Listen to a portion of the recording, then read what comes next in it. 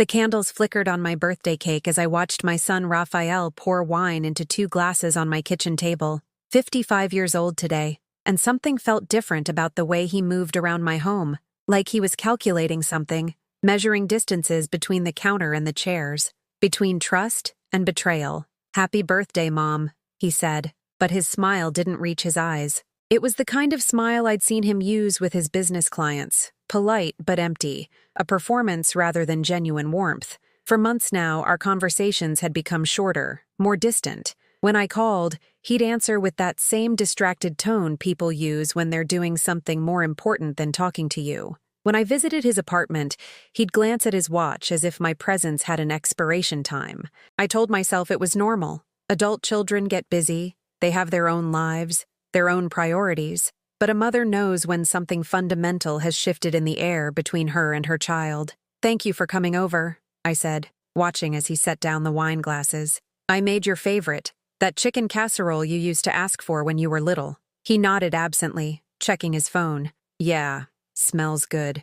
The casual indifference in his voice made something tighten in my chest. This was the boy I'd stayed up with during countless nights of fever and nightmares. The child I'd worked double shifts to afford school supplies for. The young man I'd helped through university by eating rice and beans for months so I could send him money for books. I moved to serve the food, but Raphael held up a hand. "Actually, Mom, let's start with a toast first." He lifted his glass, and something in his expression made me pause. There was an intensity there that didn't match the casualness of his words, a focus that seemed too sharp for a simple birthday celebration. As I reached for my glass, my fingers brushed against both. Call it mother's instinct, or perhaps the survival sense that comes from years of reading people's faces for signs of trouble, but something made me hesitate. Instead of taking the glass closest to me, I picked up the one he'd been holding, the one he'd seemed to position just so on his side of the table. "To you, Mom," Raphael said, raising what had been my glass. "To new chapters." The way he said "new chapters" sent a chill down my spine. Not "another wonderful year" or "many more birthdays to come." New chapters, as if my current chapter was ending whether I wanted it to or not. We clinked glasses, and I watched as he took a small sip, barely wetting his lips.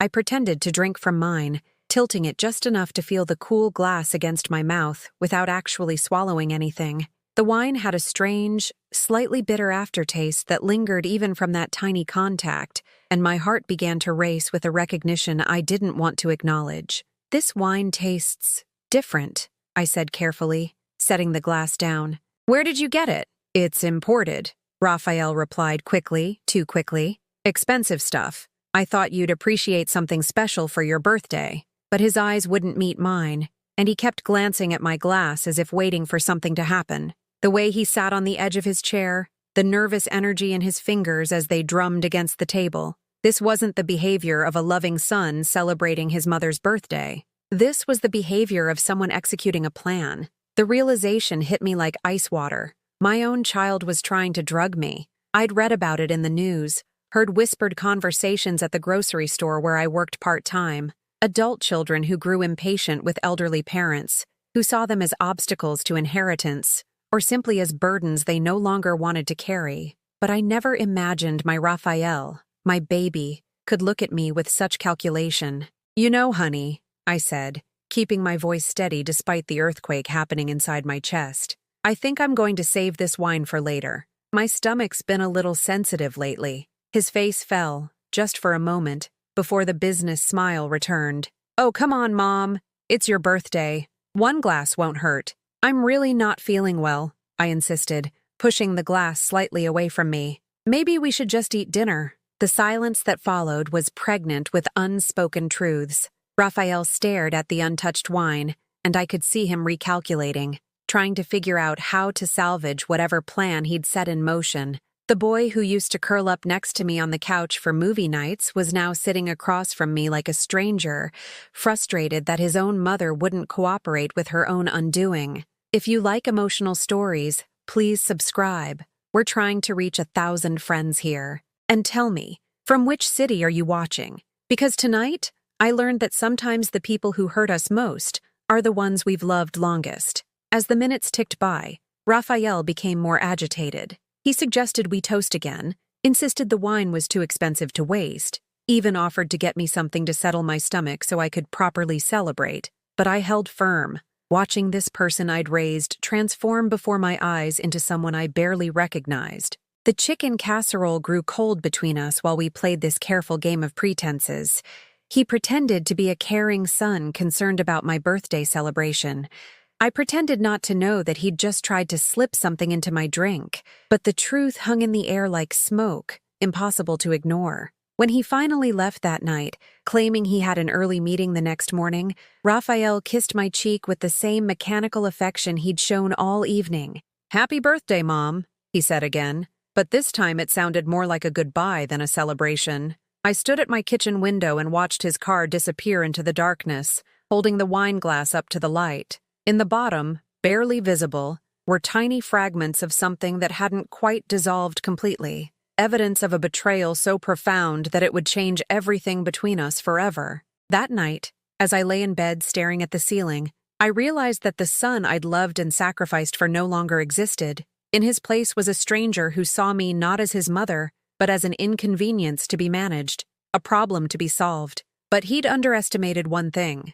A mother's intuition is sharper than any plan, and love, even wounded love, sees everything clearly. The days after my birthday passed like scenes from a movie I didn't want to be watching. Raphael called exactly once, a brief, obligatory check-in that lasted maybe 3 minutes. "Just wanted to make sure you're feeling better, Mom. You seemed a little off the other night." Off. As if my refusal to drink poisoned wine was some kind of mood swing. "I'm fine, honey," I replied, testing the waters. "Maybe we could have lunch this weekend. I could make that pasta salad you used to love." "Can't this weekend. I've got things, work stuff. You know how it is." But I didn't know how it was, because he'd stopped telling me about his life months ago. There was a time when Raphael would call me after every business meeting, sharing his victories and frustrations like I was his closest confidant. Now I couldn't even tell you what project he was working on, or which clients kept him so busy that he couldn't spare 2 hours for his mother. "Maybe next weekend, then?"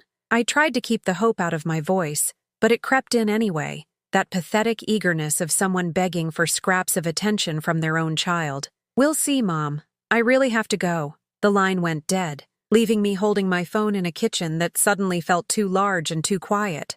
I found myself staring at the spot where the wine glasses had sat 3 nights ago, where everything I thought I knew about my son had cracked wide open like an egg hitting concrete. Work became my refuge. At the grocery store where I'd been employed part-time for the past 5 years, I threw myself into my tasks with the dedication of someone trying to outrun her own thoughts. Mrs. Santos, my supervisor, even commented on it. "Lucia, you've reorganized the entire canned goods section twice this week. Are you feeling all right?" "Just keeping busy," I said, adjusting a row of tomato sauce jars that were already perfectly aligned. Idle hands and all that. But the truth was, idle minds were worse. When my hands stopped moving, my brain started replaying that dinner, analyzing every gesture, every word, every calculated moment of my son's visit, the way he'd positioned the glasses, the way he'd barely touched his wine while watching mine like a hawk, the way he'd insisted I drink, pushed and prodded with the persistence of someone who needed a specific outcome. What had been in that glass? And more terrifyingly, what had he planned to do once I was unconscious? The questions followed me home each evening to my small apartment, where framed photos of Raphael smiled down at me from every surface. His high school graduation, his college acceptance letter, the day he got his first real job. In every picture, I saw genuine happiness, real love. When had that boy disappeared? When had he looked at me and decided I was expendable? 2 weeks later, Raphael's girlfriend Maria called me. We'd only met a handful of times, but she'd always been polite, even warm. Now her voice carried a strange formality, like she was reading from a script. "Hi, Mrs. Silva. I hope you don't mind me calling directly." "Of course not, dear. How are you?" "I'm fine, thank you. I was actually calling about, well, Raphael mentioned that you've been having some health issues lately. Memory problems?" The words hit me like a slap. "I'm sorry, what?" "He said you've been confused about things, forgetting conversations, mixing up details. He's really worried about you." I gripped the phone tighter, my free hand instinctively reaching for the kitchen counter for support. "Maria, I don't have any memory problems. I don't know what Raphael told you, but, oh." Her voice grew uncertain. He said you might not remember having these issues. That's part of the problem, according to him. The manipulation was so elegant, so perfectly constructed, that I almost admired its efficiency. If I denied having memory problems, that was just proof that I had them. If I got upset about the accusation, that was evidence of confusion and instability. Raphael had created a narrative where my own words became weapons against me. Maria, honey, listen to me carefully. I am not having any health issues. My memory is fine. Whatever Raphael is telling people about my condition is not true. Silence stretched between us, and I could almost hear her recalibrating, trying to figure out which version of reality to believe. Okay, I just thought you should know what he was saying. Maybe there's some miscommunication somewhere. Thank you for telling me, I said softly. I appreciate your honesty. After we hung up, I sat at my kitchen table and stared at my hands. These were the hands that had changed Raphael's diapers, packed his school lunches, held him when he cried over his first broken heart. Now, my own son was spreading lies about my mental capacity, laying groundwork for something I was afraid to fully contemplate. I thought about my neighbor, Mrs. Rodriguez, whose son had her declared incompetent last year. How quickly she'd gone from independent widow to ward of the state, her apartment sold, her possessions distributed, her autonomy stripped away with a few signatures on legal documents. She'd tried to fight it, but who believes a woman with dementia when her own family says she's not fit to make decisions? The pattern was becoming clear. The drugged wine had been plan A, quick, quiet, probably designed to make me sick enough to justify hospitalization, or at least a mental health evaluation. Now Raphael was moving to plan B, character assassination. If he could convince enough people that I was losing my mind, he wouldn't need to slip anything into my drink. The world would do his work for him. But why? That question haunted my sleepless nights. Raphael made good money at his marketing job. I lived modestly in a small apartment and had maybe $15,000 in savings. Hardly a fortune worth destroying your mother over. My life insurance policy would pay out $50,000, but that seemed like such a paltry sum to justify this level of calculated cruelty, unless it wasn't about money at all, unless it was about something darker, something I wasn't ready to face. The next time he called, Raphael's voice carried a new tone, concerned, patronizing, the way adults speak to children who can't be trusted with sharp objects. Mom, I've been thinking about what happened at your birthday dinner. You seemed really out of it that night. Paranoid almost. Are you sure you're taking care of yourself? I'm taking care of myself just fine, Raphael. Because Maria mentioned that you called her, saying some pretty strange things about me. That's not like you, Mom. Making up stories, imagining problems that aren't there. The gaslighting was so smooth, so practiced, that for a moment I doubted my own memory. Had I misinterpreted the wine incident? Was there an innocent explanation I'd missed in my paranoia? Then I remembered the bitter taste, the undissolved fragments at the bottom of the glass, the way he'd watched me like a scientist monitoring an experiment. No, I hadn't imagined any of it. I'm not making up stories, son. I know what I saw. What you think you saw, he corrected gently. Mom, I'm worried about you. Really worried. Maybe we should look into getting you some help. There are some great facilities. Facilities? The word came out sharper than I'd intended. You mean like nursing homes? Just places where you could get the support you need, where professionals could monitor your condition and make sure you're safe. Safe. The word twisted in my stomach like a knife. Safe from what? From remembering too much? From asking too many questions? From refusing to drink wine that tasted like betrayal? I don't need monitoring, Raphael. I need my son to stop lying about me to his girlfriend. The silence that followed was different from his usual distracted pauses. This was calculating, predatory. When he spoke again, his voice had shed all pretense of warmth. I think we need to talk in person, Mom. Soon. There are some things we need to discuss about your future. My future. Not our future together as a family. Not plans for holidays or grandchildren I'd never have. My future. Singular and ominous. Something he apparently felt qualified to decide without my input. After he hung up, I walked to my bedroom and opened the small jewelry box on my dresser. Inside, beneath the few pieces of costume jewelry I owned, was a business card that my friend Carmen had given me months ago, a lawyer who specialized in elder law and family disputes. Just in case, Carmen had said when she pressed it into my hand. My cousin had some trouble with her kids trying to take advantage. This woman knows how to protect people like us.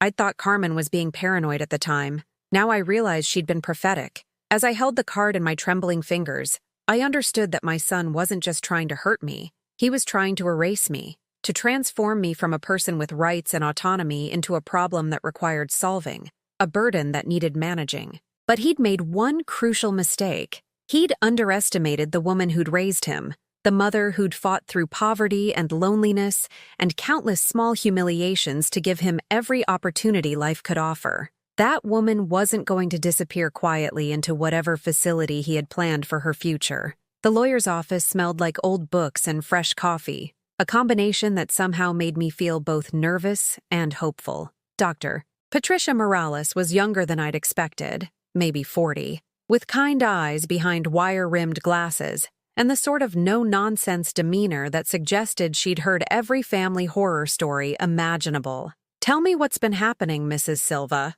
she said, her pen poised over a yellow legal pad. "Start from the beginning." I told her about the wine, about the lies Raphael was spreading, about the veiled threats disguised as concern for my welfare. Dr. Morales listened without interruption, occasionally making notes, her expression growing more serious as my story unfolded. "This is unfortunately more common than people realize," she said when I finished.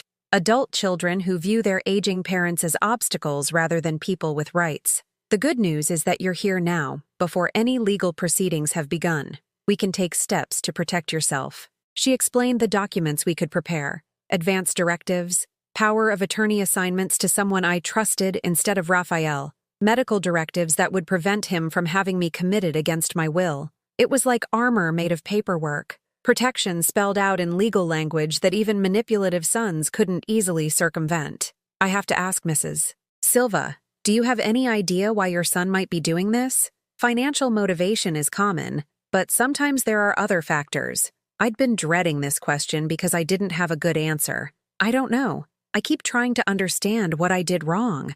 What changed between us?" Dr. Morales leaned forward slightly. "From what you've told me, this isn't about anything you did wrong. This is about who he's chosen to become." I, walking out of her office with a folder full of protective documents, felt like the first victory I'd had in weeks. But that feeling evaporated 3 days later when Raphael showed up at my apartment unannounced. I was making dinner, just a simple soup and some bread, when I heard his key in the lock. The fact that he still used his key instead of knocking should have been my first warning that this wasn't going to be a pleasant visit. "Hi, Mom," he said, stepping inside without waiting for an invitation.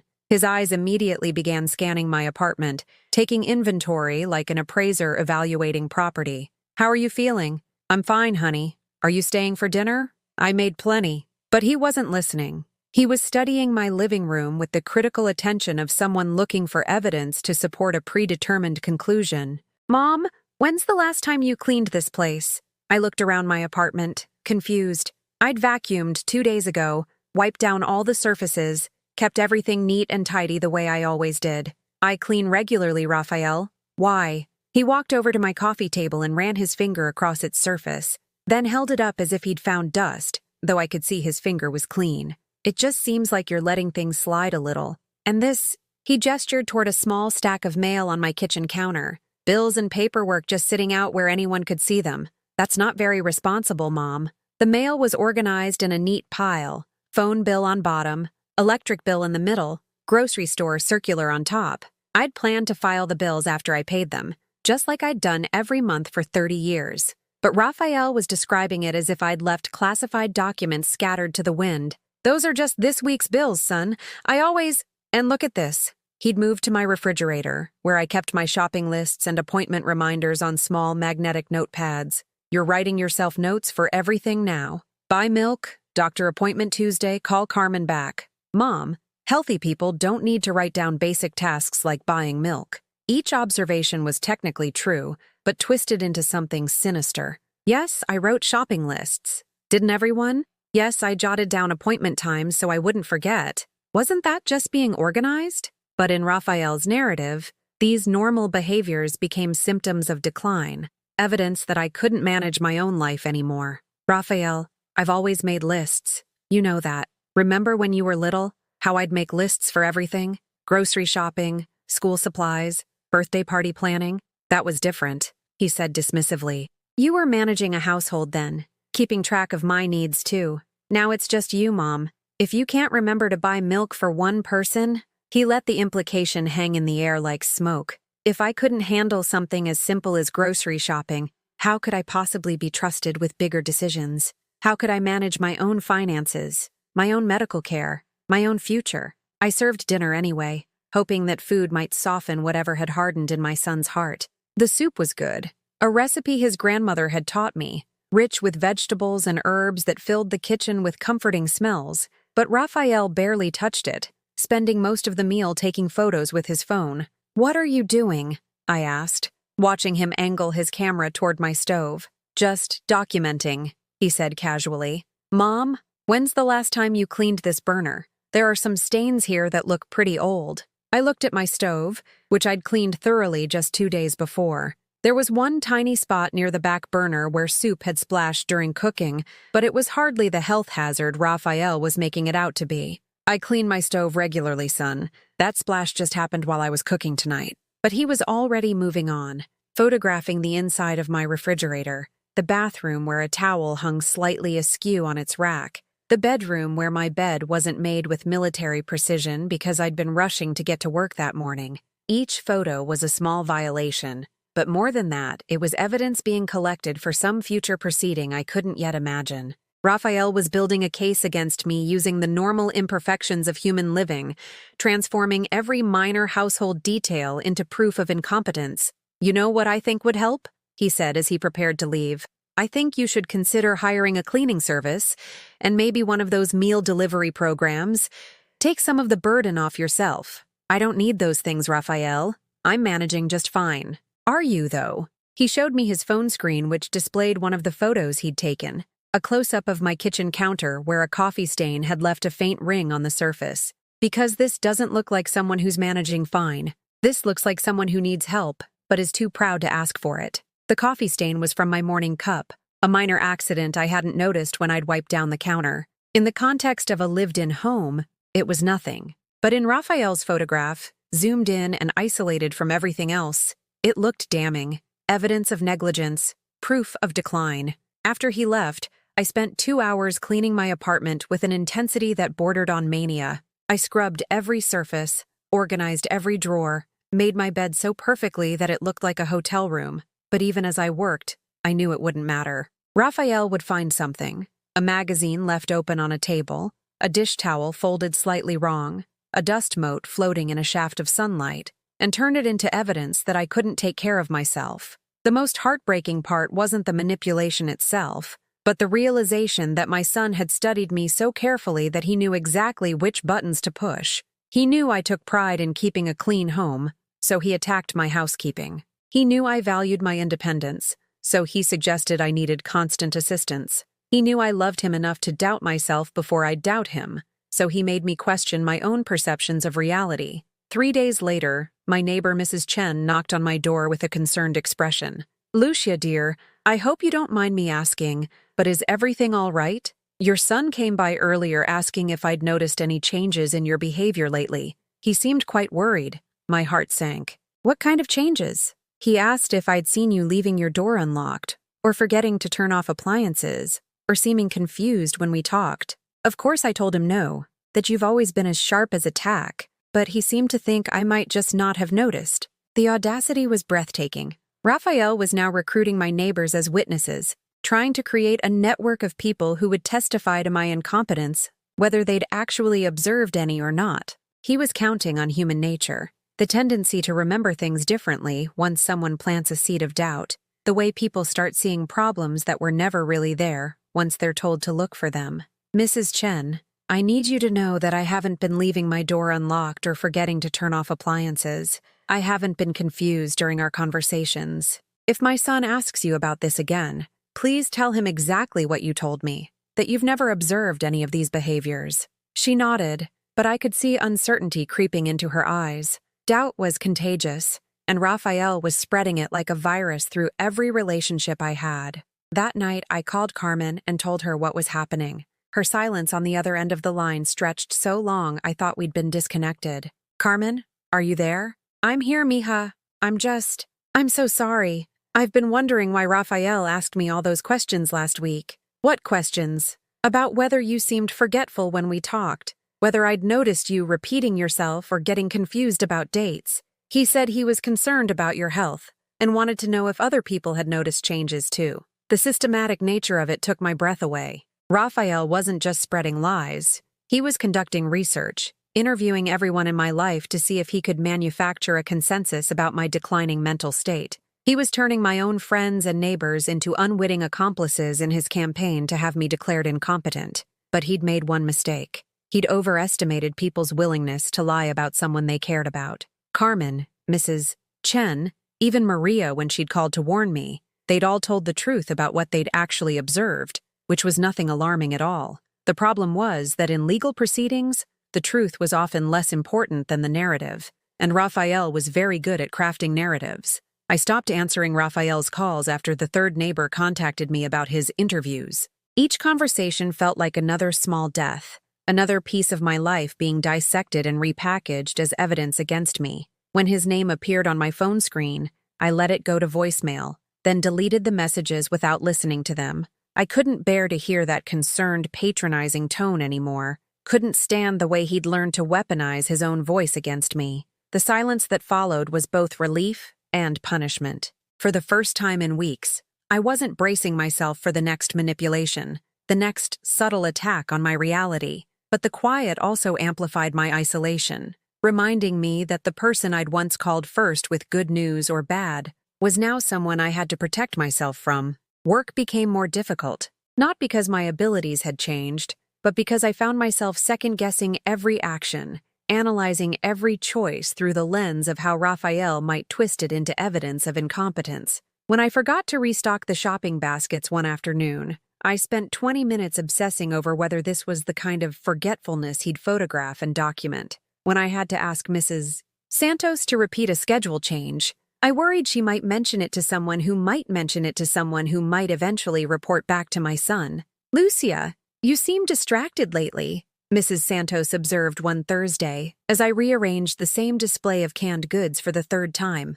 "Is everything all right at home?" The irony wasn't lost on me. My son's campaign to prove I was losing my mind was actually making me behave in ways that could be interpreted as evidence of mental decline. The constant stress and hypervigilance were affecting my concentration, making me jumpy and anxious in ways that felt foreign to my normally calm nature. "Just some family stress," I said, which was both true and completely inadequate to describe the psychological warfare being waged against me by my own child. At home, my apartment began to feel like a museum exhibit rather than a living space. I found myself cleaning obsessively, organizing and reorganizing every surface, trying to eliminate any detail Raphael might photograph as evidence of negligence. My kitchen counter gleamed, my bathroom sparkled, every towel hung at perfect right angles. Every book stood in precise alignment on its shelf, but the perfection felt hollow, desperate. I was living my life as a performance for an audience of one,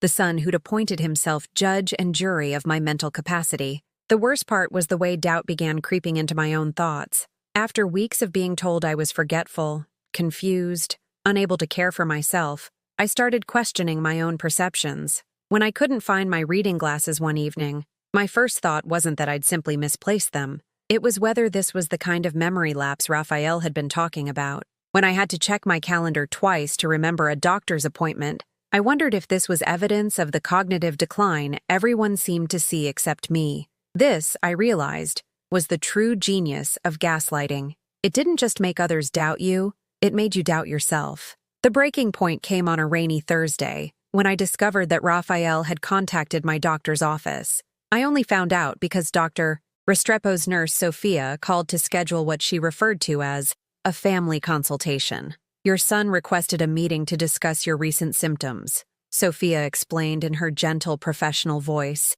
"He mentioned concerns about memory issues and wanted to speak with the doctor about treatment options." My hands began shaking as I held the phone. "What symptoms? I haven't reported any symptoms. I haven't even had an appointment in 3 months." "Oh." Sophia's voice grew uncertain. He said you'd been having problems but might not remember discussing them with us. He wanted to provide information about what he'd been observing at home. The manipulation had reached a new level of sophistication.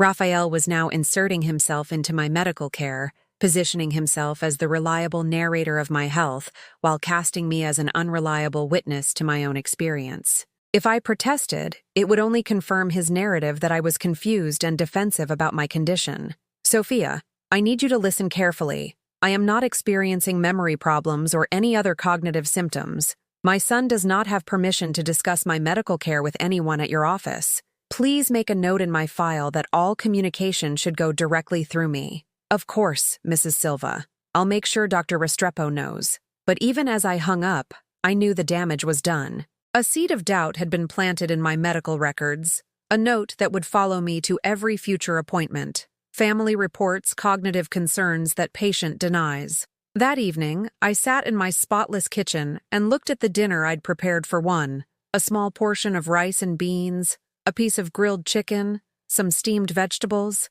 The meal looked lonely on the large plate, but I'd stopped cooking larger portions weeks ago. There was no one to share them with, no one whose company I wanted anymore. The phone rang while I was eating, and Maria's name appeared on the screen. For a moment, I considered not answering. Our last conversation had left me feeling exposed and vulnerable, but something in my heart still hoped she was calling as a friend rather than as Raphael's messenger.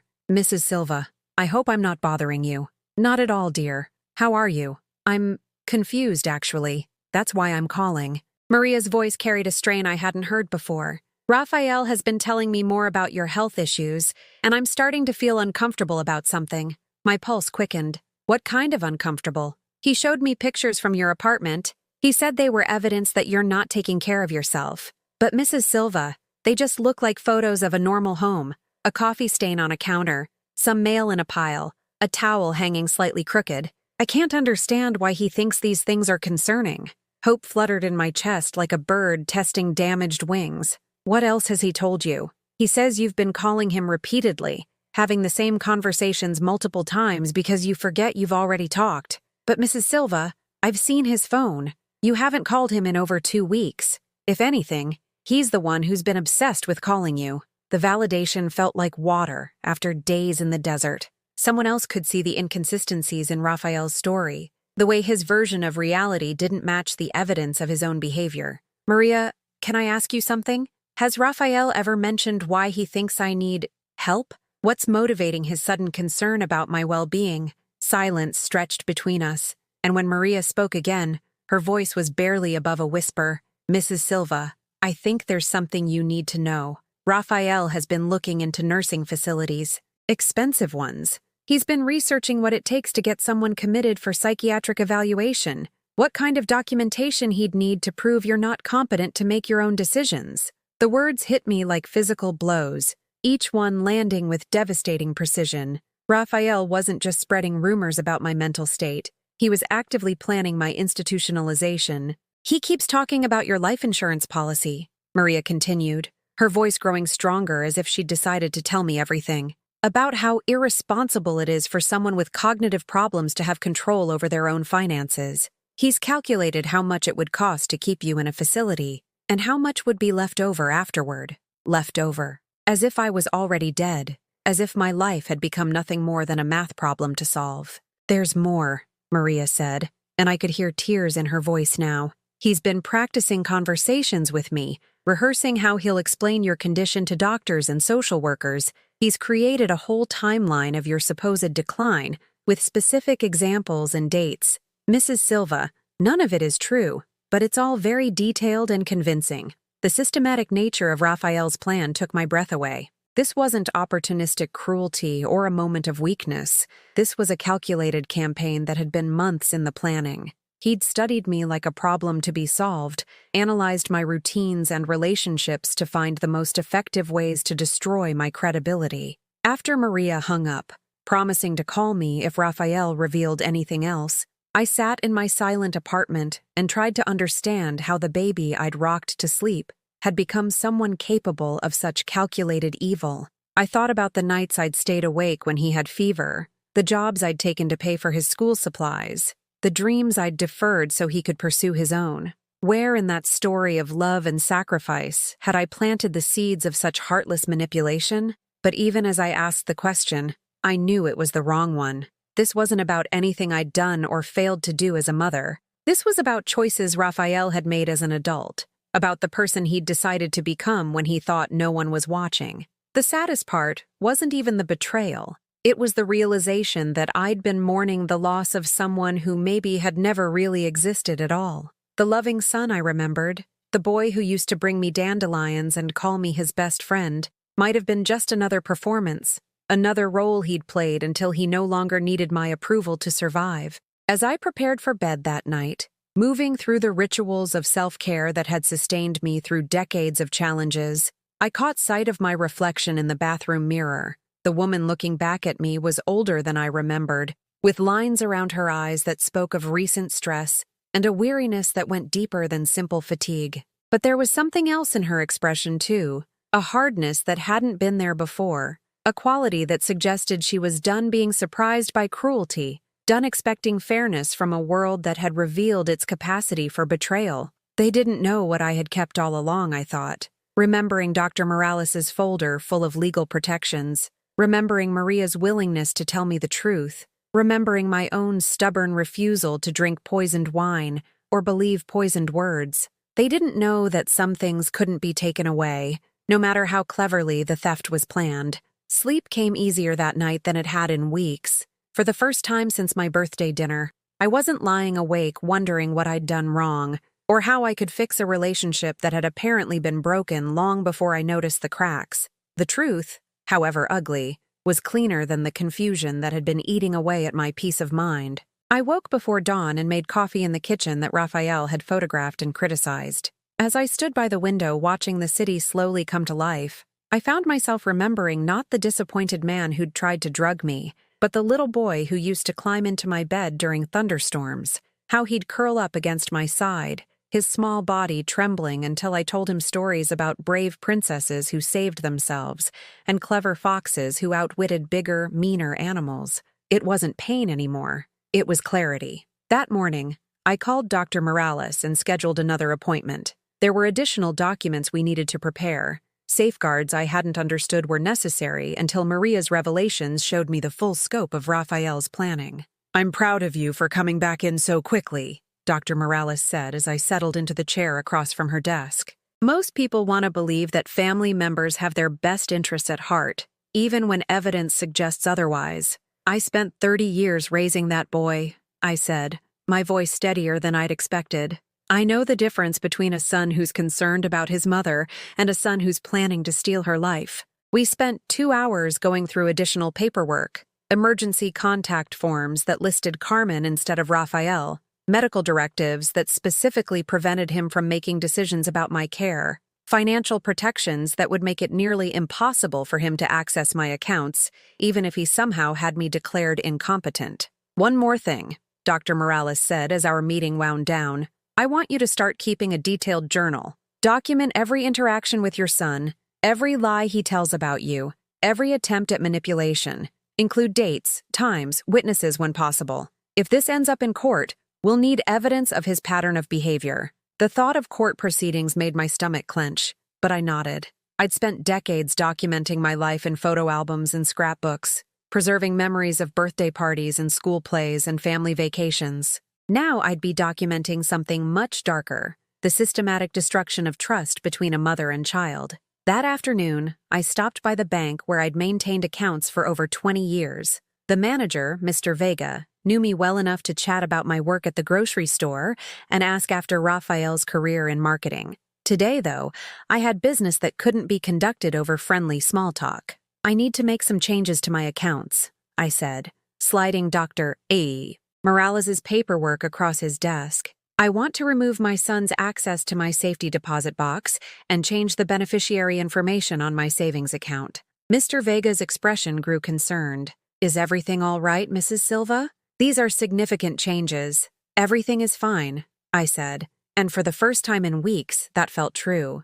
"I'm just updating my affairs to reflect my current wishes." Oh, the process took longer than expected. Banks, I discovered, were reluctant to remove family members from accounts without extensive documentation and multiple signatures. But eventually, the changes were made. Raphael's key to my safety deposit box was deactivated. His name was removed from my emergency contact information. The small nest egg I'd accumulated over decades of careful saving was now protected by passwords only I knew. Walking home from the bank, I felt lighter somehow, as if I'd been carrying invisible chains that had finally been cut away. Raphael could photograph my coffee stains and interrogate my neighbors, but he could no longer access the financial foundation of my independence. That evening, I called my sister Elena in Mexico City. We hadn't spoken in months. The distance and expense of international calls made our conversations infrequent, but suddenly, I needed to hear a voice from my childhood, someone who'd known me before I became defined by my role as Raphael's mother.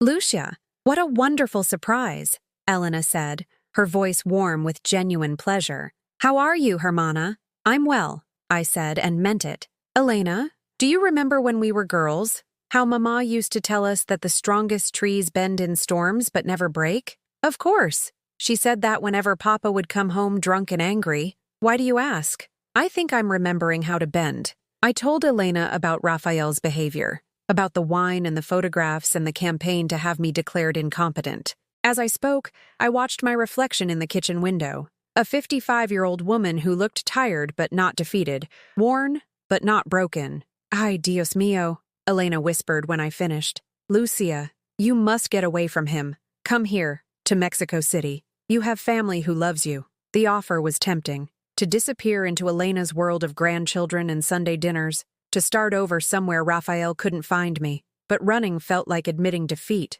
and I wasn't defeated. Hurt, yes. Disappointed beyond measure, but not broken. "I'm not ready to run yet, Elena. There are things I need to do here first. Such as remembering who I was before I became his victim." Over the following days, I began reclaiming pieces of myself that had been lost during the weeks of psychological warfare. I started cooking larger meals again, not because I expected company, but because I deserved more than the meager portions I'd been surviving on. I bought flowers for my apartment, bright sunflowers that reminded me of my grandmother's garden. I signed up for a pottery class at the community center, something I'd always wanted to try but had never found time for while I was focused on being the perfect mother to an imperfect son. The pottery studio smelled like earth and possibility. My hands, which had become so careful and tentative in recent weeks, remembered how to shape clay with confidence. The instructor, a patient woman named Rosa, who was about my age, showed me how to center the clay on the wheel,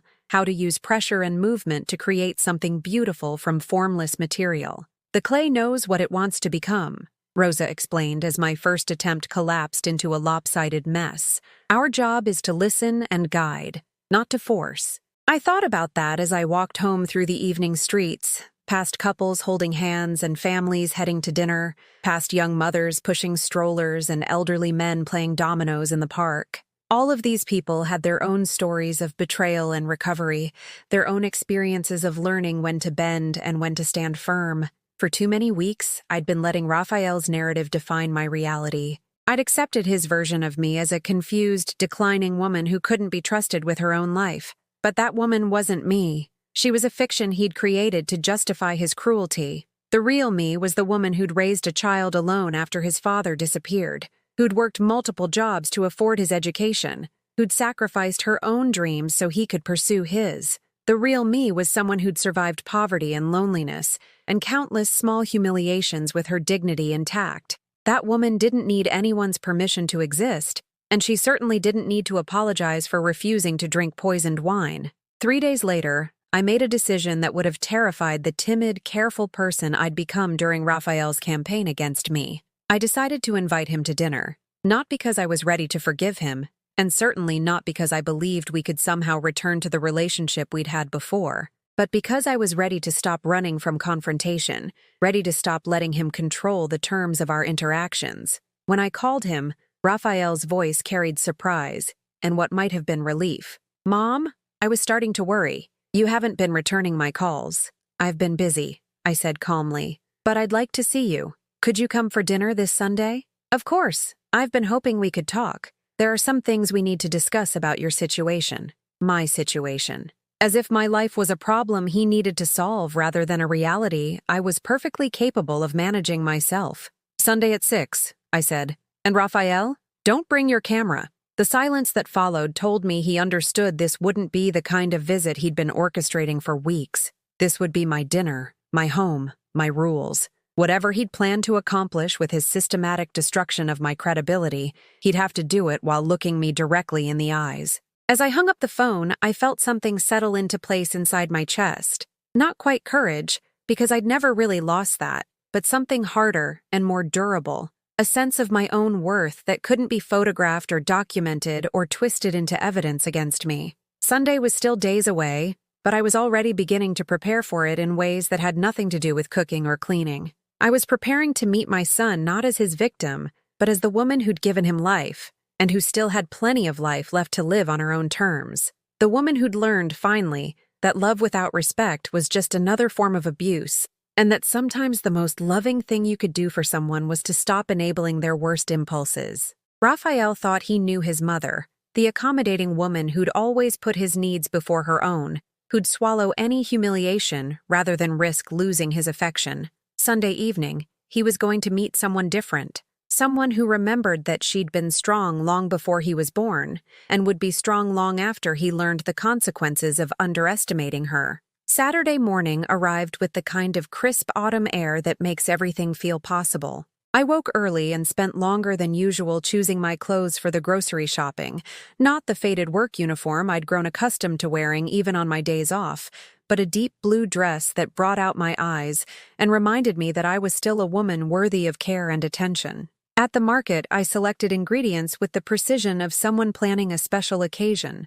Fresh vegetables, herbs that would fill my apartment with welcoming aromas, a small bottle of wine, the good kind, the kind Raphael would approve of, though for very different reasons than he might expect. I was cooking for someone important, myself. The fact that he'd be there too was almost incidental. Mrs. Rodriguez from next door was at the checkout line ahead of me, and she turned with a smile when she recognized my voice. "Lucia, you look wonderful today. That color is perfect on you." "Thank you," I said, and felt the compliment settle into my bones like warmth. When had I stopped hearing kind words? When had I begun to see myself only through Raphael's critical lens, as someone whose worth was measured by the absence of coffee stains and dust motes? "Are you doing something special this weekend?" Mrs. Rodriguez asked, noticing the quality of ingredients in my cart. "Having my son over for dinner tomorrow," I said, and was surprised to hear no bitterness in my voice, only a calm certainty that whatever happened,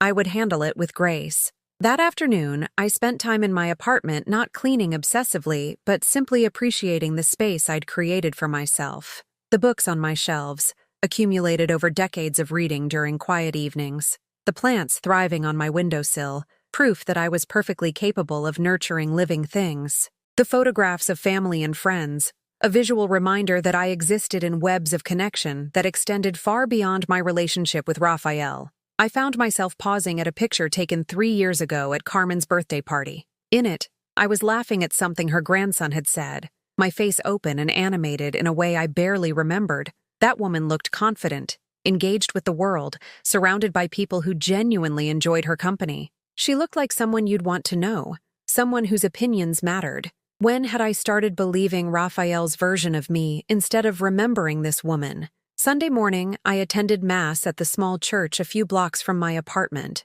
I wasn't particularly religious, but there was something soothing about the ritual, the sense of belonging to something larger than my own struggles. Father Miguel's sermon was about forgiveness, not the kind that requires forgetting or excusing harmful behavior, but the kind that frees you from the poison of resentment. "Forgiveness," he said from the pulpit, "is not something we do for others. It's something we do for ourselves, to reclaim our peace." I thought about that as I lit a candle for my parents, long gone, but still guiding me in moments of uncertainty. They'd taught me to be strong, to stand up for myself when necessary, to never let anyone convince me I was less than I knew myself to be. Somewhere in the years of trying to be the perfect mother, I'd forgotten those lessons. It was time to remember. Back home, I began cooking with a deliberateness that felt almost ceremonial. Each step in the preparation became a meditation on my own worth, my own capabilities. The onions I diced were perfectly uniform, The herbs I chopped released fragrances that would have made any restaurant proud. The chicken I seasoned and seared had the golden brown perfection that came from patience and skill, developed over decades of feeding people I loved. As the afternoon wore on, my apartment filled with the kinds of smells that transform a house into a home.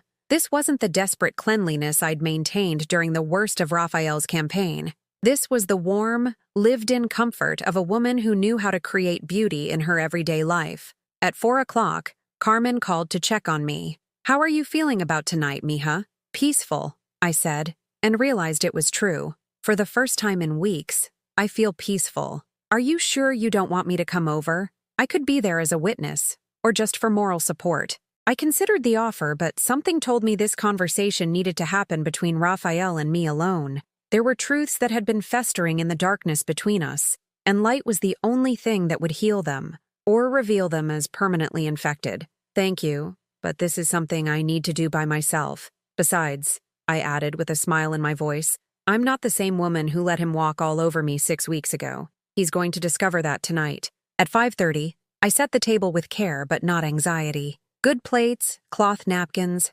flowers from my windowsill garden arranged in a simple vase. It looked welcoming but not desperate, elegant but not trying too hard to impress. It looked like a table set by a woman who understood her own worth. I changed into the dress I'd worn to Carmen's birthday party, the one from the photograph where I looked confident and engaged with life. It still fit perfectly, still made me feel like the woman I'd been before I started measuring myself against Raphael's impossible standards. At 5:45, I opened the wine to let it breathe. Not because Raphael would notice or appreciate the gesture, but because good wine deserved to be served properly, and I deserved to enjoy the small rituals that made life more civilized. The doorbell rang at exactly 6 o'clock. Raphael had always been punctual, a trait I'd once admired as evidence of his respect for other people's time.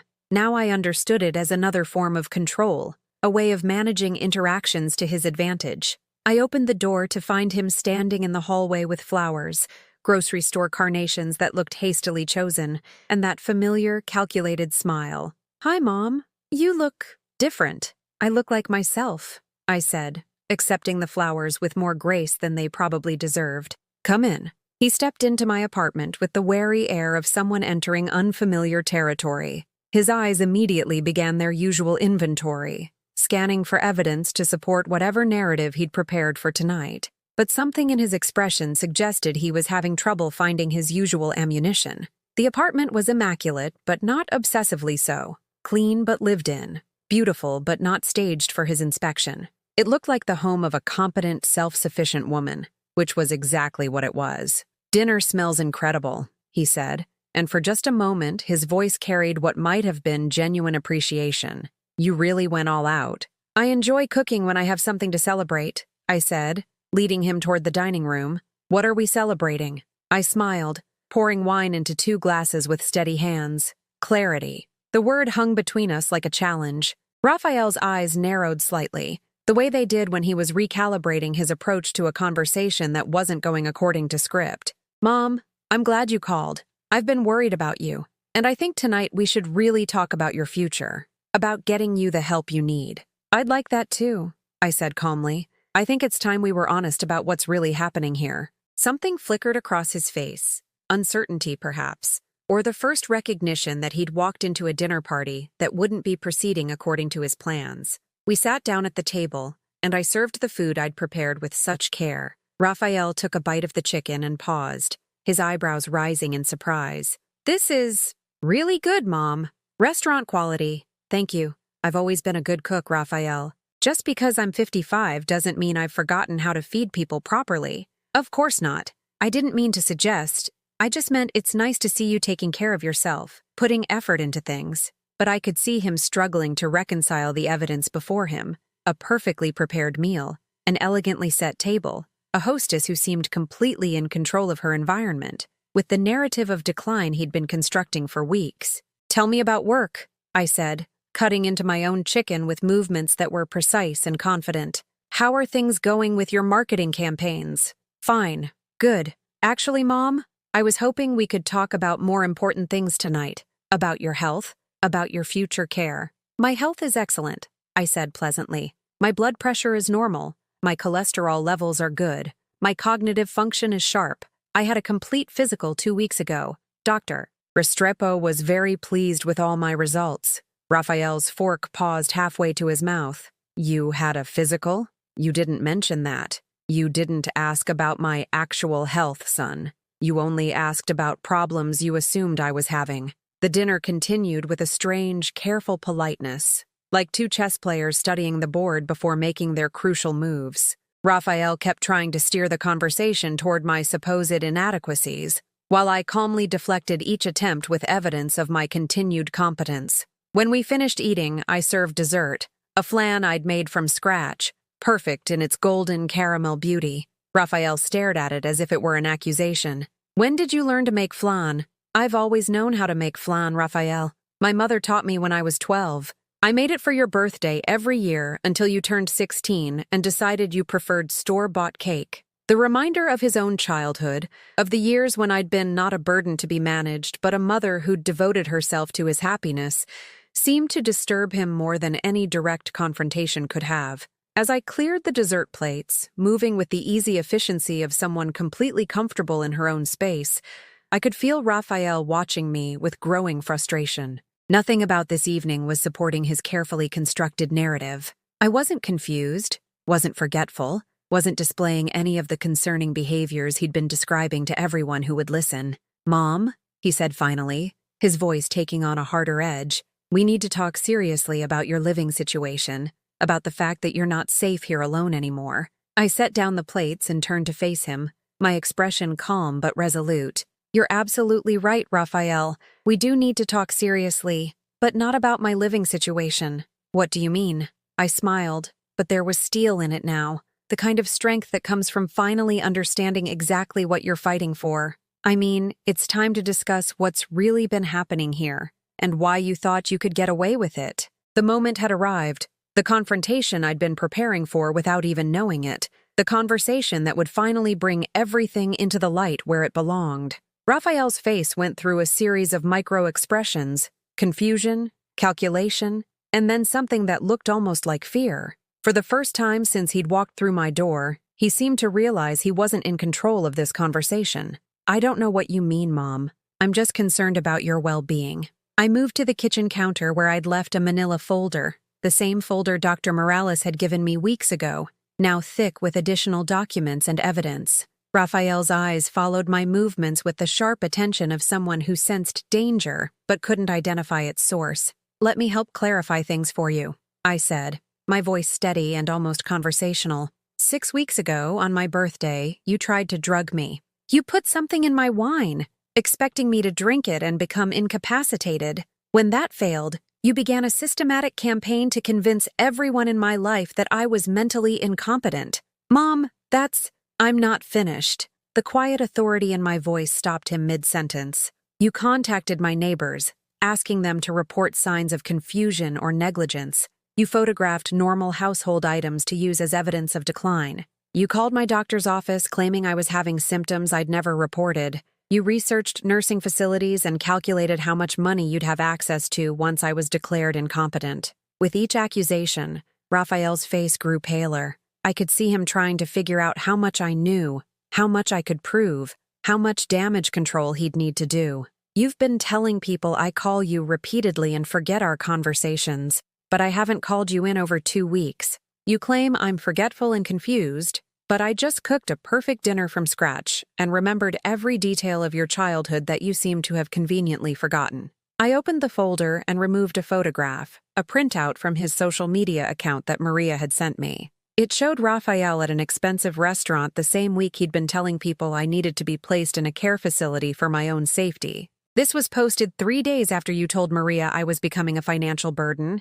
Interesting choice for someone who's supposedly worried about money being wasted on unnecessary expenses. Raphael stared at the photo as if it were evidence in a criminal trial, which, in a way, it was. Now, I continued, settling back into my chair with the calm confidence of someone who held all the cards. Let me tell you what I think is really happening here. You've decided that having a living mother is inconvenient. Maybe I represent financial responsibility you don't want. Maybe you're embarrassed by my modest lifestyle when you're trying to impress your colleagues. Or maybe you've simply calculated that you'd rather have my life insurance money now than wait for nature to take its course. That's insane, Raphael said, but his voice lacked conviction. You would never what? Try to drug your own mother? Because we both know you did exactly that. Or would you never lie about my mental state to medical professionals? Because I have documented evidence of that too. I removed another sheet from the folder, notes from my conversation with Dr. Restrepo's office, time-stamped and detailed. The beautiful thing about truth, Raphael, is that it's consistent. My story doesn't change depending on who's listening. I don't need to rehearse different versions for different audiences. But lies require maintenance. They require you to remember which story you told to which person. And eventually, they all start to contradict each other. Raphael leaned back in his chair, and I could see him shifting strategies, trying to find an angle that might salvage this situation. Mom, even if some of what you're saying is true, it comes from a place of love. I am worried about your future. You're living alone. You work at a grocery store. You don't have much in savings. What happens when you get older and really do need care? What happens is that I make my own decisions about my own life, just like I've been doing successfully for 55 years. What doesn't happen is that my adult child decides I'm inconvenient and begins plotting to have me declared incompetent so he can control my assets. I stood and moved to the window, looking out at the evening street where normal families were probably having normal conversations about work and school and weekend plans. When I turned back to Raphael, I felt a calmness I hadn't experienced in months. Do you know what the saddest part of this whole situation is? It's not the betrayal, though that breaks my heart. It's not even the calculated cruelty, though that shocks me. It's the fact that you genuinely seem to believe you're entitled to make these decisions about my life. I'm your son. Yes, you are. And I'm your mother, the woman who gave up her own dreams to make sure you had every opportunity in life. The woman who worked double shifts to pay for your education, who went without so you could have what you needed. And somehow, in the process of loving you that completely, I taught you that my value was entirely tied to my usefulness to you. Raphael's expression was shifting between defensive anger and something that might have been shame. I never asked you to sacrifice everything for me. You didn't ask, but you accepted it all without question. And when I was no longer useful as the mother who could provide for you, you decided I should become useful as the mother whose assets you could control. I returned to my seat and looked directly into his eyes that had once looked at me with pure love and trust, now calculating and cold. Here's what's going to happen, Raphael. You're going to stop spreading lies about my mental state. You're going to call Maria, Carmen, Mrs. Chen, and anyone else you've poisoned with your false concerns. And you're going to tell them you were mistaken about my condition. You're going to contact my doctor's office and withdraw any requests for family consultations about my health. And if I don't? The question was asked with the bravado of someone who still thought he had leverage in this situation. If you don't, I'll file a police report about the drugging incident. I still have the wine glass with residue from whatever you put in it. I'll also pursue legal action for elder abuse and harassment. Dr. Morales has already prepared the necessary paperwork. Raphael's eyes widened. You can't prove anything about the wine, can't I? I smiled, and it was not a pleasant expression. You underestimated me in so many ways, son. Did you really think I'd throw away evidence of my own attempted poisoning? The silence that followed was thick with recalculation. Raphael was finally beginning to understand that his careful plan had been built on a fundamental miscalculation of who he was dealing with. There's something else you need to understand, I continued. All those legal protections you were planning to circumvent, they're already in place. You have no access to my bank accounts, no authority over my medical decisions, no claim on my property. If something happens to me, anything unexplained or suspicious, there are people with instructions to investigate thoroughly. You're threatening me. I'm protecting myself. There's a difference, though I understand how you might confuse the two, given how you've been operating. Raphael stood abruptly, his chair scraping against the floor. This is ridiculous.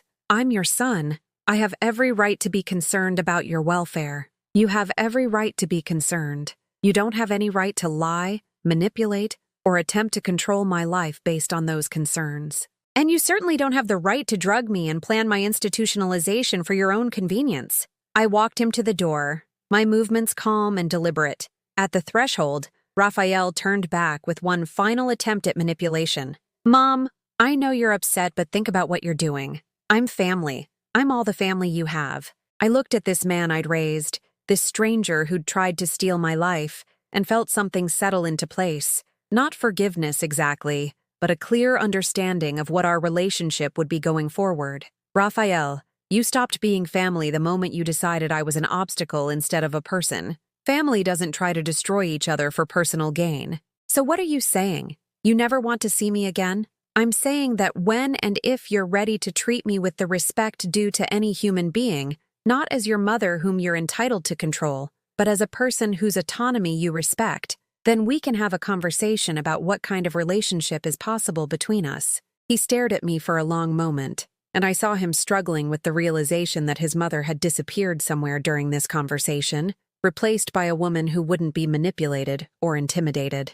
This isn't over, he said finally. Yes, it is, I replied with quiet certainty. It's been over since the moment you decided to put something in my wine.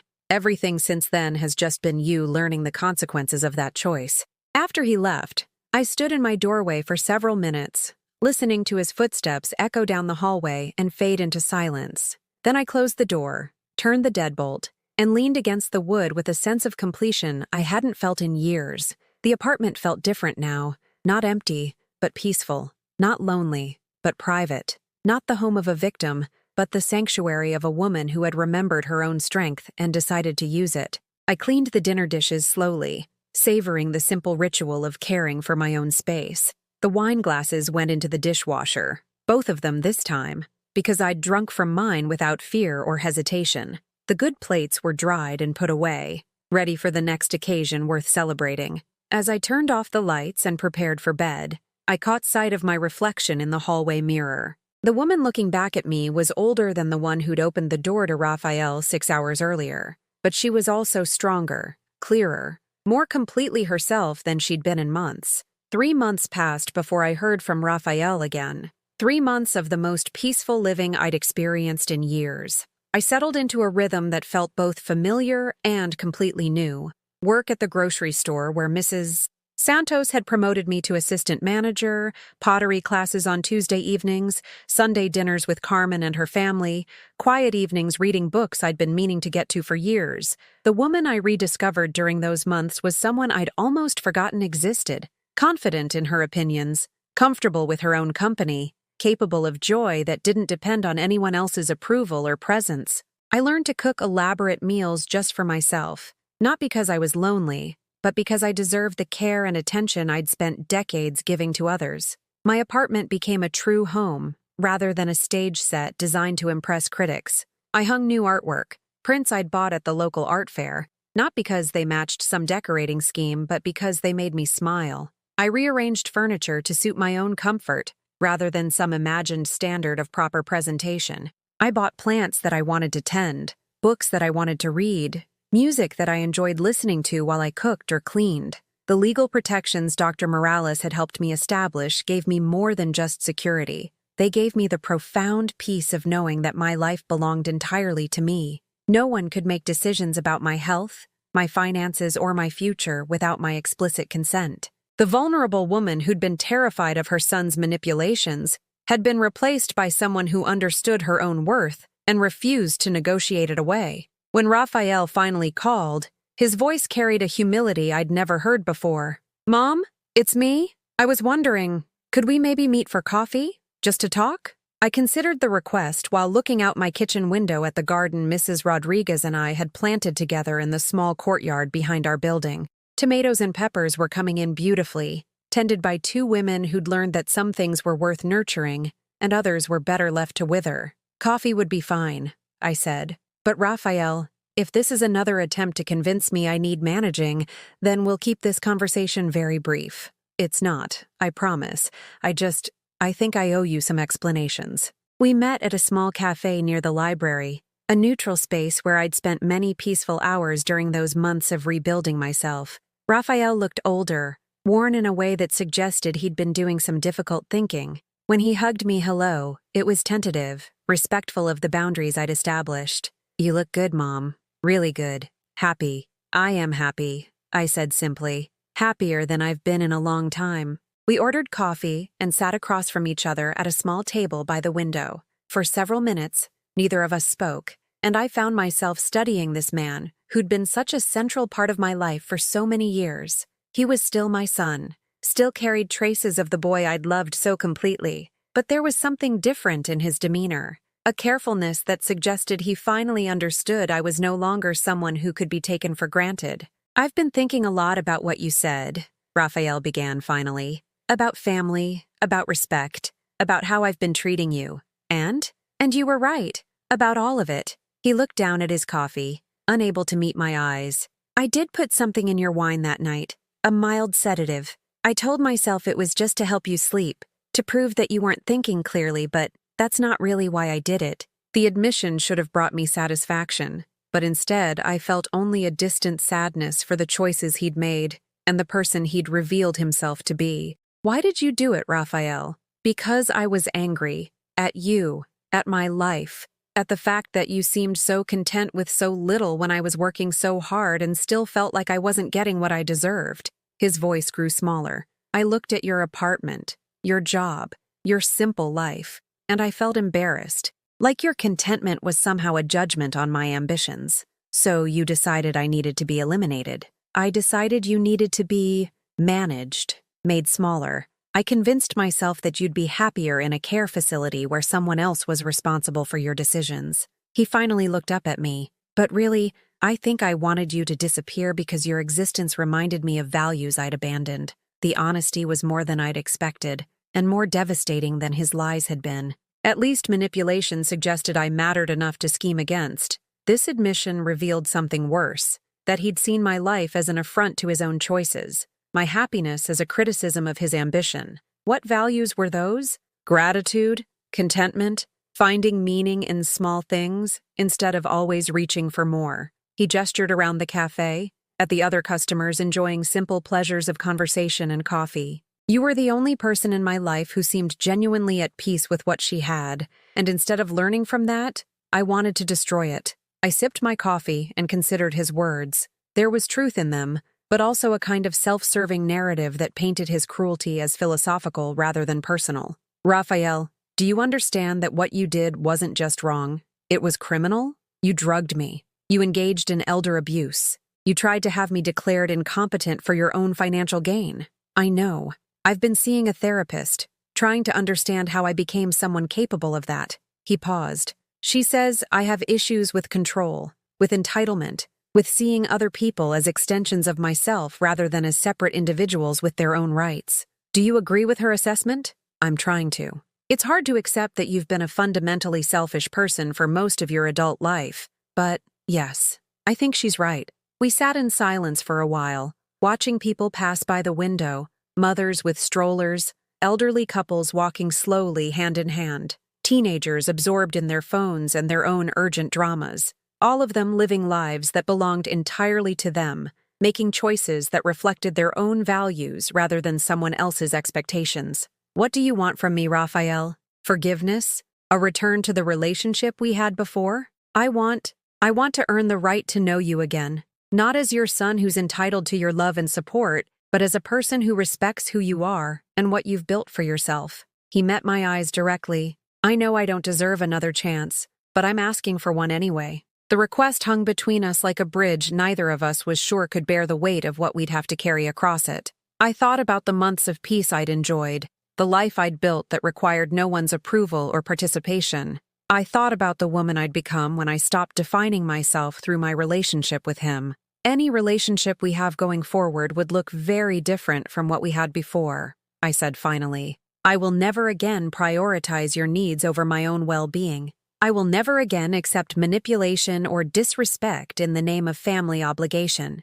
And I will never, ever trust you with decisions about my life or my future." "I understand. Do you? Because this isn't negotiable, Raphael. I'm not offering to meet you halfway or work toward rebuilding what we lost. What we had before was built on my willingness to be diminished for your comfort, and that woman no longer exists." He nodded, and I could see him struggling with the reality of relating to me as an equal rather than as someone whose primary function was serving his needs. "I'd like to try." he said quietly, to get to know who you are now, who you've always been when you weren't busy taking care of me. Then we'll start small, coffee occasionally, public places, conversations about books or current events or your work, topics that don't involve my personal life or my decisions. And maybe over time, maybe, I said. Or maybe this is as much relationship as we'll ever have. Either way, I'll be fine. I've learned that my happiness doesn't depend on having a relationship with you, and that's probably the healthiest thing I've discovered in this whole experience. The truth of that statement settled between us with quiet finality. I wasn't threatening him or trying to hurt him. I was simply stating a reality that had taken me decades to understand. My worth wasn't tied to my success as a mother. My happiness wasn't dependent on his approval, and my life didn't require his participation to be complete. We finished our coffee and parted ways cordially, but without the forced emotion that had characterized so many of our previous interactions. As I walked home through the familiar neighborhood streets, I felt a lightness that had nothing to do with forgiveness or reconciliation, and everything to do with the simple pleasure of living a life that belonged entirely to me. At home, I watered my plants, prepared a simple dinner, and settled in with a book I'd been enjoying. A mystery novel where the protagonist was a woman my age who solved crimes through careful observation and refusal to be underestimated. Fiction, perhaps, but not entirely unrealistic. As evening fell and the apartment filled with the gentle sounds of a building settling around its residents, I reflected on the journey that had brought me to this moment. The woman who'd been terrified by her son's betrayal had been replaced by someone who understood that the most important relationship she could cultivate was the one with herself. Some people might call what had happened between Raphael and me a tragedy, the dissolution of the most fundamental family bond, the failure of maternal love to triumph over cruel intentions. But I'd come to see it differently. Sometimes silence is the loudest truth. Sometimes the most loving thing you can do for someone is refuse to enable their worst impulses. And sometimes the greatest victory is not in changing others, but in refusing to allow them to change you into someone you don't want to be. I'd given Raphael life, love, and every opportunity I could provide. What he chose to do with those gifts was his responsibility, not mine. My responsibility was to live my own life with dignity, respect my own worth, and protect the peace I'd fought so hard to achieve. In the end, that was enough. More than enough. It was everything.